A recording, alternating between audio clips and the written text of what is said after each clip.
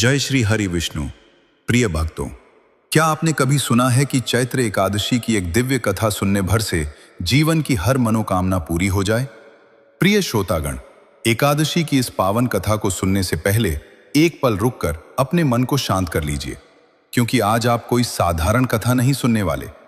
आज आप उस दिव्य सत्य को सुनने वाले हैं जिसे सुनने भर से मनुष्य के जीवन में वर्षों से जमा पाप, दुख और दुर्भाग्य स्वयं ही पिघलकर मिट जाते हैं। कहा गया है कि एकादशी का दिन भगवान विष्णु और माता लक्ष्मी का दिन है। वो प्रभु जो अपने भक्तों के लिए असंभव को भी पल भर में संभव कर देते हैं। प्रिय श्रोतागण, जिस कथा को मैं आपको सुनाने जा रहा हूं, वो युगों के अनुभव, ऋषियों की तपस्या और भक्ति की ज्वाला से जन्मी है। इसे केवल सुनना भर नहीं है, इसे आत्मा से महसूस करना है, क्योंकि एकादशी की कथा अपने भीतर वह शक्ति रखती है जो मनुष्य की किस्मत को पलट दे, बुरे ग्रहों का प्रभाव मिटा दे और उस व्यक्ति के जीवन में प्रकाश का द्वार खोल दे जिसे लगता है कि उसके जीवन में बस अंधेरा ही अंधेरा है। बहुत से लोग अपने जीवन में बार बार परेशानियों से घिर जाते हैं। कभी धन की कमी, कभी परिवार में कलह, कभी मन में चिंता, कभी अचानक आई बाधाएं। लोग समझ नहीं पाते कि आखिर इन दुखों का कारण क्या है। लेकिन हमारे धर्म ग्रंथों में साफ कहा गया है कि जब मनुष्य अनजाने पाप, क्रोध और अहंकार से घिर जाता है तो उसकी किस्मत पर छाया पड़ जाती है।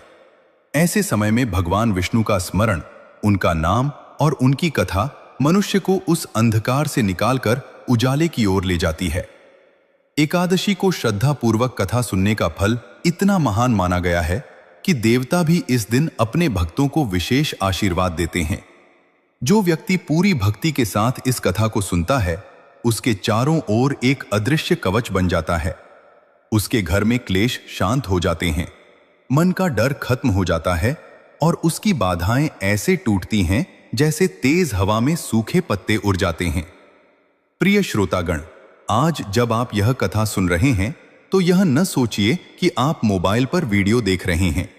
समझिए कि आप एक आध्यात्मिक द्वार के सामने खड़े हैं। अगर आपका मन सच्चा है, आपकी भावना पवित्र है और आपका विश्वास मजबूत है, तो यह कथा आपके जीवन की दिशा बदल सकती है। इसलिए अपना मन खोल दीजिए, अपने संदेह और नकारात्मकता को बाहर छोड़ दीजिए और इस पावन कथा का प्रत्येक शब्द ऐसे सुनिए जैसे वह स्वयं श्री हरि का आशीर्वाद हो। लेकिन आगे बढ़ने से पहले एक अत्यंत महत्वपूर्ण बात बता दूं। हमारे प्राचीन ग्रंथों में विशेष रूप से एकादशी व्रत के संदर्भ में बताया गया है कि जो व्यक्ति किसी भी पवित्र कथा को बीच में छोड़ देता है, वह न केवल पुण्य से वंचित रहता है, बल्कि अधूरा ज्ञान उसे उसके मार्ग से भटका सकता है। भगवान विष्णु उसी के जीवन में चमत्कार करते हैं जो श्रद्धा से कथा को पूरा सुनता है। इसलिए आपसे विनम्र निवेदन है कि इस मंगलमय कथा को अंत तक अवश्य सुनें। प्राचीन भारतवर्ष के आंचल में बसा एक अत्यंत सुंदर और मनोरम गांव था, शिल्पग्राम। यह गांव नहीं बल्कि प्रकृति की गोद में बसा एक स्वर्ग था। चारों ओर मखमली हरियाली की चादर बिछी थी, जहां सुबह की पहली किरण जब पेड़ों की पत्तियों से छनकर आती थी तो ऐसा लगता था मानो आकाश से सोना बरस रहा हो। गांव के एक ओर कलकल करती एक पवित्र नदी बहती थी, जिसका जल इतना निर्मल था कि उसमें आकाश का नीला रंग साफ झलकता था। गांव के बीचों बीच भगवान विष्णु का एक प्राचीन मंदिर था, जिसकी ध्वजा हमेशा हवा में लहराती रहती थी, मानो पूरे गांव को अपनी सुरक्षा का आश्वासन दे रही हो। इसी अत्यंत सुंदर गांव के एक कोने में एक छोटी सी कच्ची झोपड़ी थी। यह झोपड़ी टूटी फूटी जरूर थी, लेकिन इसकी दीवारों पर गोबर से लिपाई की गई थी और द्वार पर माता लक्ष्मी के स्वागत के लिए छोटे छोटे चरणों के चिन्ह बने थे। यहां रहता था एक गरीब किसान रामदीन और उसकी पत्नी सरोज। रामदीन एक ऐसा व्यक्ति था जिसका हृदय स्वर्ण के समान शुद्ध था। उसके चेहरे पर सादगी थी और आंखों में भगवान विष्णु के प्रति अटूट विश्वास। लेकिन समय का चक्र ऐसा घूमा कि रामदीन के जीवन में दरिद्रता ने अपने पैर पसार लिए थे।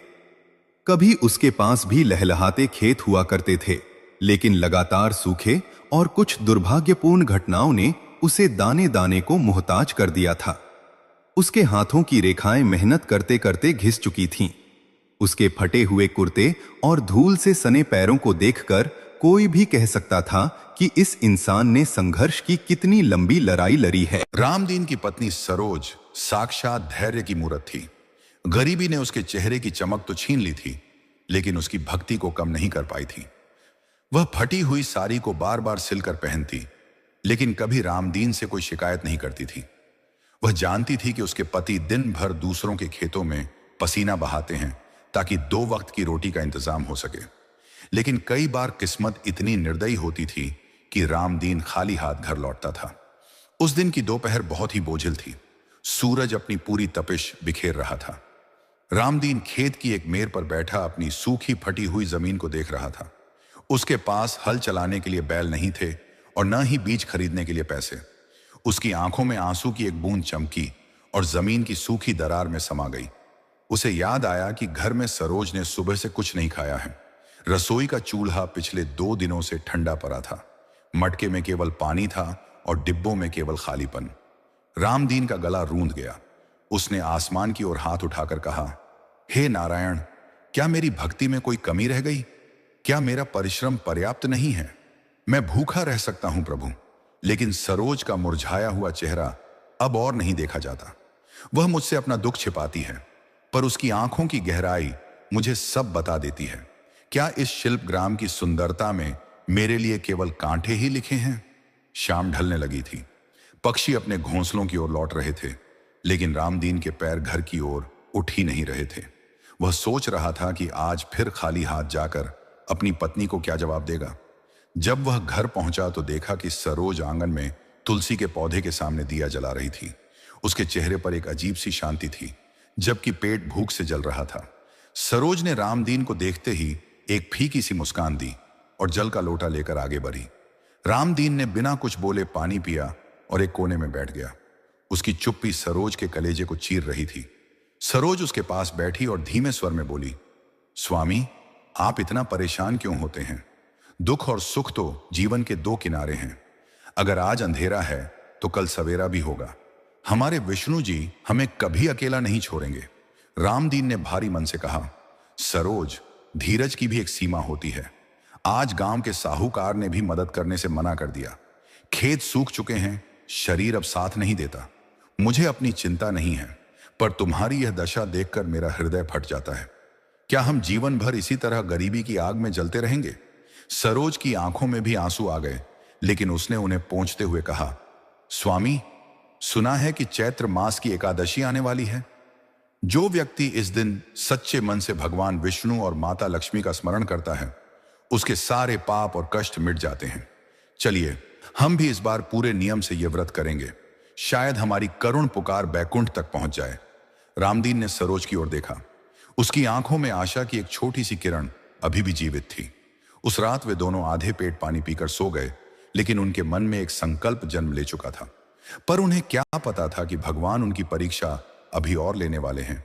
गरीबी का वह पहाड़ इतना ऊंचा था कि उसे पार करना आसान नहीं था। अगले ही दिन गांव में एक ऐसी घटना घटी जिसने रामदीन और सरोज के धैर्य को झकझोर कर रख दिया। प्रिय श्रोतागण, गरीबी की मार कितनी भयानक होती है, यह उस दिन रामदीन के चेहरे पर साफ दिख रहा था। अगले दिन की सुबह जब सूरज की पहली किरण ने शिल्पग्राम की गलियों को छुआ, तो रामदीन के मन में एक नई उम्मीद जागी थी। उसने सोचा कि शायद आज किसी के खेत में मजदूरी मिल जाए। शायद आज वह अपनी सरोज के लिए एक मुट्ठी अनाज घर ले जा सके। वह अपनी फटी हुई अंगोछा कंधे पर डालकर घर से निकला। उसके पैर कमजोरी से कांप रहे थे, क्योंकि पिछले कई दिनों से उसके पेट में अन्न का एक दाना भी नहीं गया था। केवल पानी पीकर वह अपनी भूख को शांत करने की कोशिश कर रहा था। रामदीन चलते चलते गांव के बड़े साहूकार के द्वार पर पहुंचा। साहूकार का विशाल घर और उसके सामने खरा अनाज का ढेर देखकर रामदीन की आंखों में चमक आ गई। उसने बड़ी विनम्रता से हाथ जोड़कर और झुककर साहूकार से कहा, मालिक, आज चैत्र मास का पावन समय चल रहा है। मेरे घर में चूल्हा नहीं जला है। अगर आप मुझे आज कोई भी काम दे दें तो बड़ी कृपा होगी। बदले में आप मुझे बस थोड़ा सा अनाज दे दीजिएगा, ताकि मैं अपनी पत्नी का पेट भर सकूं। लेकिन साहूकार का दिल पत्थर का था। उसने रामदीन की ओर घृणा भरी नजरों से देखा और हंसते हुए बोला, अरे ओ रामदीन, तू तो खुद एक अभागा है। तेरी छाया भी जिस खेत पर पड़ती है वहां सूखा पड़ जाता है। तुझे काम देकर मैं अपना नुकसान क्यों करूं? भाग यहां से, मेरे पास फालतू अनाज नहीं है। साहूकार के ये शब्द रामदीन के कान में पिघले हुए शीशे की तरह उतरे। उसका आत्मसम्मान बुरी तरह आहत हुआ। उसकी आंखों के सामने अंधेरा छा गया। वह बिना कुछ बोले वहां से हट गया। रास्ते भर वह यही सोचता रहा कि क्या सच में वह इतना अभागा है? क्या उसकी भक्ति और उसकी ईमानदारी का कोई मूल्य नहीं? वह चलते चलते एक पुराने पीपल के पैर के नीचे बैठ गया। उसकी सांसें तेज चल रही थीं और कलेजा धक धक कर रहा था। उसे अपनी भूख की चिंता नहीं थी, उसे तो उस सरोज की चिंता थी जो घर पर उसकी राह देख रही होगी। इधर घर में सरोज की हालत और भी खराब थी। भूख के मारे उसका शरीर निढाल हो चुका था। वह बार बार उठने की कोशिश करती, लेकिन सिर चकराने लगता और वह वहीं गिर पड़ती। उसने आंगन में रखे मटके को देखा जो खाली था। उसने सोचा कि क्यों ना वह पास के जंगल से कुछ लकड़ियां ही बीन लाए, शायद उन्हें बेचकर कुछ मिल जाए। लेकिन उसके पैरों में इतनी जान भी नहीं बची थी। वह घिसटते हुए अपनी तुलसी मैया के पास पहुंची और करुण स्वर में बोली, हे माता लक्ष्मी, क्या आप अपनी इस बेटी की पुकार नहीं सुन रही हैं? क्या प्रभु विष्णु के दरबार में हमारी अर्जी नहीं पहुंच रही? मां, आज अगर कुछ नहीं मिला तो शायद मेरे स्वामी टूट जाएंगे। उनके विश्वास को बचा लो मां, उनके विश्वास को टूटने मत देना। शाम होते होते रामदीन घर लौटा। उसके हाथ खाली थे, लेकिन उसकी आंखों में बेबसी के आंसू थे। सरोज ने उसे देखते ही समझ लिया कि आज भी किस्मत ने साथ नहीं दिया। रामदीन ने सरोज के सामने घुटने टेक दिए और फूट फूट कर रोने लगा। वह बोला, सरोज, मैं हार गया। मैं एक असफल पति हूं। मैं तुम्हें 2 वक्त की रोटी भी नहीं दे पा रहा। सब मुझे अभागा कहते हैं। शायद भगवान भी हमसे रूठ गए हैं। सरोज ने कांपते हाथों से रामदीन का सिर सहलाया और रुंधे हुए गले से कहा, स्वामी, ऐसा मत कहिए। मनुष्य की हार तब नहीं होती जब उसके पास धन नहीं होता। हार तब होती है जब वह अपना विश्वास खो देता है। कल चैत्र एकादशी है। यह वह दिन है जब श्री हरि स्वयं पृथ्वी पर अपने भक्तों के दुख हरने आते हैं। हम कल उपवास रखेंगे, केवल जल पीकर रहेंगे और उनकी कथा सुनेंगे। देखिएगा, वह हमें इस दलदल से जरूर निकालेंगे। उस रात शिल्पग्राम के उस टूटे हुए घर में भूख का तांडव था। रामदीन और सरोज एक दूसरे का हाथ थामे लेटे थे। पेट की जलन उन्हें सोने नहीं दे रही थी। बाहर तेज हवाएं चल रही थीं, जो उनकी झोपड़ी की फूस को उड़ा ले जाने पर आमादा थीं। हर आहट पर उन्हें लगता कि शायद कोई द्वार खटखटाएगा और मदद लेकर आएगा, पर वहां सन्नाटा और अंधेरे के सिवा कुछ न था। सरोज ने धीरे से कहा, स्वामी, क्या आपको याद है जब हमारी शादी हुई थी तब आपने कहा था कि हम साथ मिलकर हर सुख दुख झेलेंगे। आज वो समय आ गया है। इस गरीबी को हम अपनी भक्ति से जीतेंगे। रामदीन ने केवल एक गहरी आह भरी। उसे लग रहा था कि उसकी पत्नी का शरीर दिन ब दिन मिट्टी होता जा रहा है। उसकी हड्डियां उभर आई थीं और चेहरा पीला पड़ चुका था। अगली सुबह चैत्र एकादशी की मंगल बेला थी। पूरे गांव में शंख और घंटों की आवाजें गूंज रही थीं। संपन्न घरों में पकवान बन रहे थे, लेकिन रामदीन के घर में केवल भगवान का नाम गूंज रहा था। रामदीन और सरोज ने नदी में स्नान किया और गीले कपड़ों में ही मंदिर के बाहर खड़े हो गए। उनकी हैसियत नहीं थी कि वे मंदिर के अंदर जाकर कोई बड़ी पूजा कर सकें, इसलिए वे बाहर धूल में बैठकर ही भगवान विष्णु और माता लक्ष्मी का ध्यान करने लगे। धूप तेज होने लगी थी। रामदीन का गला सूख रहा था और उसे चक्कर आ रहे थे। तभी वहां से गांव के कुछ लोग गुजरे जो उनका मजाक उड़ाने लगे। एक व्यक्ति बोला, देखो इन कंगालों को, खुद के खाने को ठिकाना नहीं और चले हैं एकादशी का व्रत करने। भगवान भी धनवानों की सुनते हैं, तुम जैसों की नहीं। सरोज ने अपने कान बंद कर लिए और मन ही मन नारायण नारायण जपने लगी। लेकिन तभी रामदीन के सब्र का बांध टूट गया। वह कमजोरी और मानसिक पीड़ा के कारण मूर्छित होकर वहीं गिर पड़ा। सरोज चीख उठी, स्वामी, स्वामी, आंखें खोलिए। लेकिन रामदीन कोई जवाब नहीं दे रहा था। उसके होंठ सूखकर सफेद हो चुके थे। प्रिय श्रोतागण, उस तपती धूप में मंदिर की चौखट पर पड़े रामदीन के निर्जीव शरीर को देखकर सरोज का कलेजा मुंह को आ गया।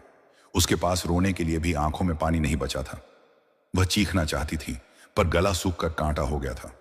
उसने रामदीन का सिर अपनी गोद में रखा और पागलों की तरह उसके चेहरे को सहलाने लगी। मंदिर के ऊंचे शिखर पर फहराता ध्वज जैसे उसकी बेबसी का गवाह था। वहां खड़े लोग तमाशा देख रहे थे। किसी ने पानी तक के लिए हाथ नहीं बढ़ाया।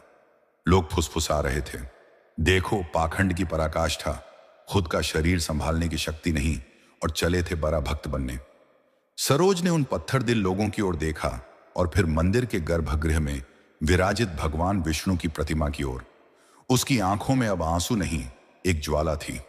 वह कांपते स्वर में बोली, हे जगन्नाथ, क्या आपका न्याय यही है? क्या एक निर्धन की भक्ति इतनी तुच्छ है कि उसे आपके द्वार पर अपमानित होना पड़े? लोग आपकी मूर्ति को तो पूजते हैं, पर आपके बनाए इस जीवित मनुष्य को तड़पते देख मुंह फेर लेते हैं। प्रभु, यदि आज रामदीन को कुछ हुआ तो संसार से विश्वास उठ जाएगा कि आप दुखियों के स्वामी हैं। तभी मंदिर की सीढ़ियों से एक वृद्ध ब्राह्मण और उनकी पत्नी नीचे उतरते दिखाई दिए। उन दोनों के चेहरे पर एक अलौकिक तेज था। वृद्ध ब्राह्मण ने रेशमी पीतांबर धारण किया था और उनकी पत्नी ने लाल रंग की सुंदर साड़ी, जो साक्षात लक्ष्मी स्वरूपा लग रही थी। वे दोनों धीरे धीरे सरोज के पास आए। उस वृद्ध महिला ने सरोज के सिर पर हाथ रखा। वह स्पर्श इतना शीतल था कि सरोज की सारी थकान जैसे पल भर में मिट गई। वृद्ध ब्राह्मण ने अपने कमंडल से थोड़ा सा जल निकाला और रामदीन के मुख पर छिड़का। जैसे ही वह जल रामदीन के होठों को छुआ, उसके शरीर में एक बिजली सी दौड़ गई। रामदीन ने धीरे से अपनी आंखें खोली। उसे ऐसा लगा मानो वह किसी गहरी और ठंडी नींद से जागा हो। सामने उन दिव्य स्वरूप वाले ब्राह्मण को देखकर वह हड़बड़ाकर उठने लगा, पर कमजोरी के कारण फिर बैठ गया। वृद्ध महिला ने अपनी पोटली से एक तुलसी का पत्ता निकाला और रामदीन को देते हुए कहा, पुत्र, घबराओ मत, यह चैत्र एकादशी का प्रसाद है, इसे ग्रहण करो, तुम्हारी आत्मा को तृप्ति मिलेगी। रामदीन और सरोज ने वह तुलसी दल ग्रहण किया। उसे खाते ही उनके शरीर में न जाने कहां से अद्भुत ऊर्जा आ गई। भूख की वह असहनीय तरफ शांत हो गई और मन में एक असीम शांति छा गई। ब्राह्मण ने मुस्कुराते हुए कहा, रामदीन, तुम अपनी दरिद्रता से दुखी हो? याद रखना, प्रभु विष्णु उन्हीं की परीक्षा लेते हैं जिन्हें वे अपना सबसे प्रिय मानते हैं। सोने को भी कुंदन बनने के लिए आग में तपना पड़ता है। आज की यह एकादशी तुम्हारे जीवन का अंतिम कष्ट है, पर याद रहे, भक्ति में संदेह का कोई स्थान नहीं होता। जाओ, अपने घर जाओ और आज की रात अखंड दीप जलाकर विष्णु सहस्त्र नाम का पाठ करो। जो घटित होगा वह संसार के लिए मिसाल बनेगा।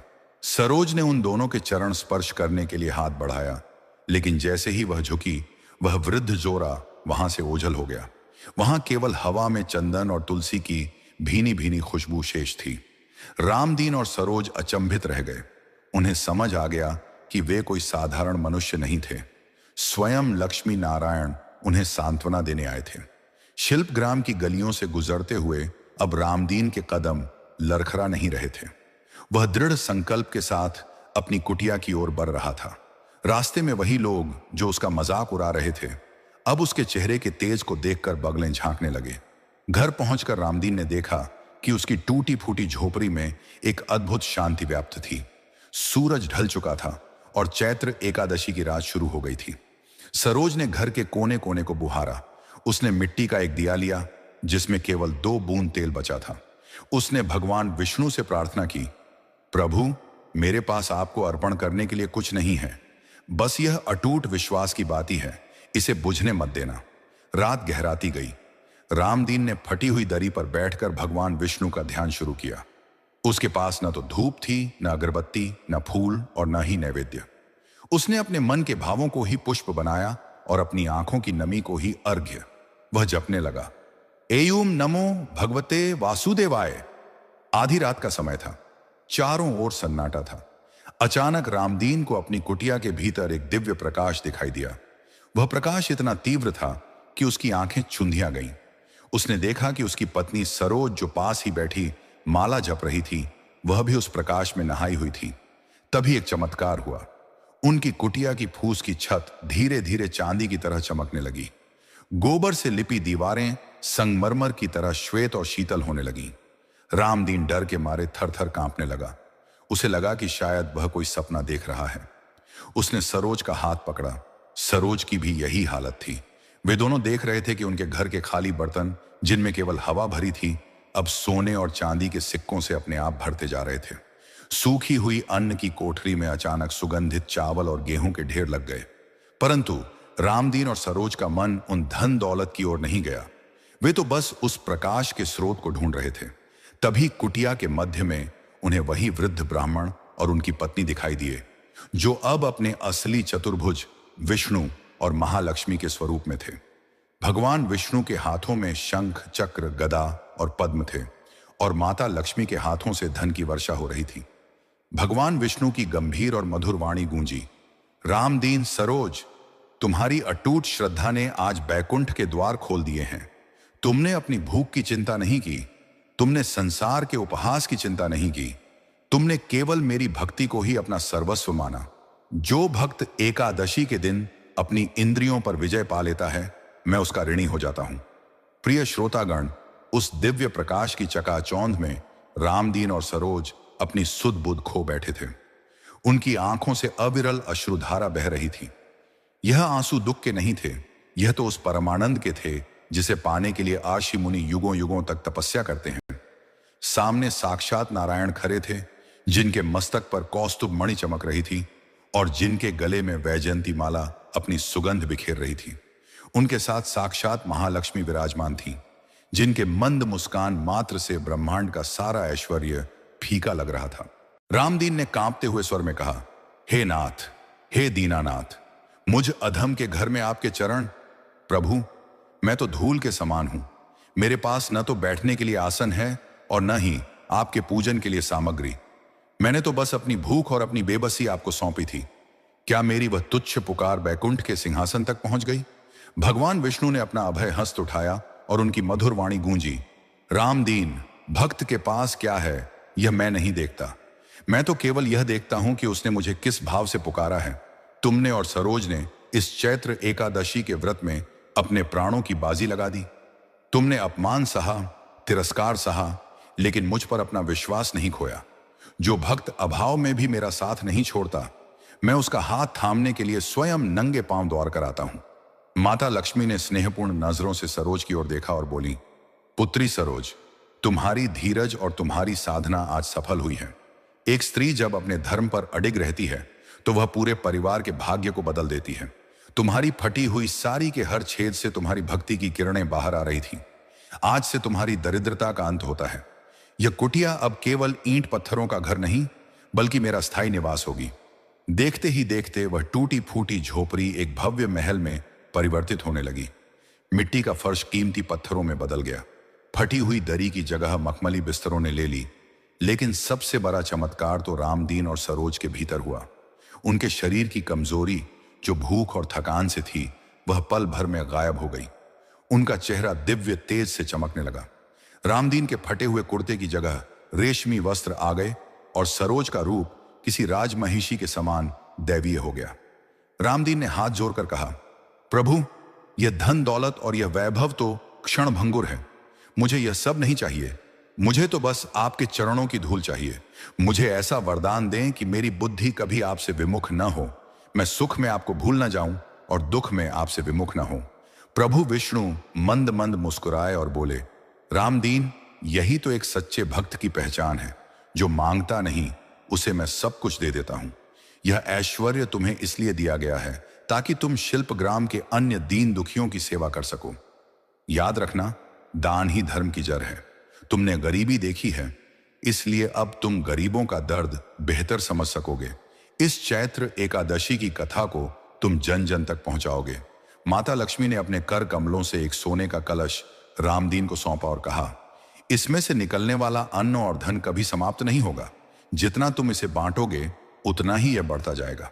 इतना कहकर वह दिव्य प्रकाश धीरे धीरे सिमटने लगा। भगवान विष्णु और माता लक्ष्मी अंतर्ध्यान हो गए, लेकिन उनकी उपस्थिति की सुगंध और वह अलौकिक शांति अभी भी उस महल जैसे घर में बसी हुई थी। रात ढलने को थी।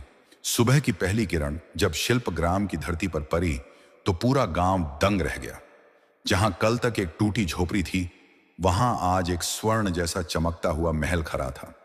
महल के द्वार पर सुंदर नक्काशी थी और चारों ओर सुगंधित फूलों के बगीचे लहलहा रहे थे। गांव वाले अपनी आंखों पर विश्वास नहीं कर पा रहे थे। वही साहूकार जिसने रामदीन को दुत्कार कर भगाया था, सबसे पहले वहां पहुंचा। उसकी आंखें फटी की फटी रह गई थीं।